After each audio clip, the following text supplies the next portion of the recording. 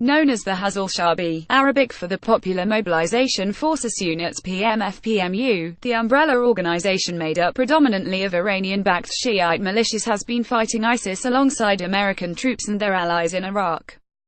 Nevertheless, members of Congress have proposed a bipartisan bill to designate at least two PMF components, Asaib Ahl al-Haq League of the Righteous and Harakat Hezbollah al-Nujaba, as terrorist groups, and give President Donald Trump 90 days to impose sanctions on them. The proposal has prompted some of the Shiite militiamen to deem the American troops in Iraq their enemy, placing al-Shaabi factions on the U.S.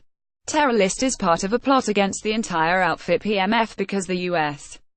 and their Sunni Gulf countries' allies have failed in dividing and fragmenting Iraq, declared Jabbar al-Mamuri, a PMF commander, reports Kurdistan 24, citing the Arabic-language Al-Samaria News.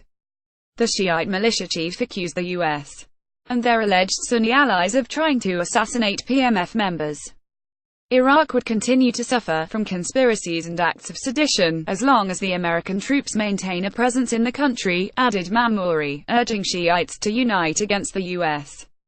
military. Several PMF factions, including the aforementioned Hezbollah brigades and AR, which has American blood on its hands, have threatened U.S.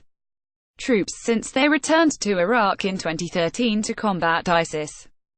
The Institute for the Study of War reported in December 2012 that AR claimed more than 6,000 attacks on U.S. troops between 2006 and 2011. Experts estimate there are currently between 100,000 and 120,000 PMF fighters in Iraq. Abdulatif al-Hamidi, the commander of the Saraya al-Ashura PMF faction, recently threatened the U.S. as our direct enemy, demanding American troops leave. Although American troops have fought alongside the PMF, praising them for their contribution to the fight against ISIS, U.S.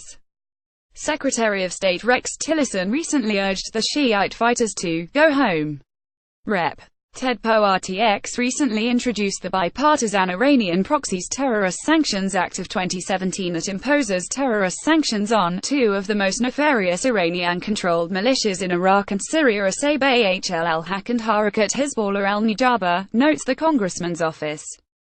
Reuters reports that the Iraqi government, which legalized the PMF as an official force within of the Iraqi military in November 2016, and Iraqi Prime Minister Haider al-Abadi opposed the bill, saying they would not permit anyone who fought ISIS to labeled as criminals.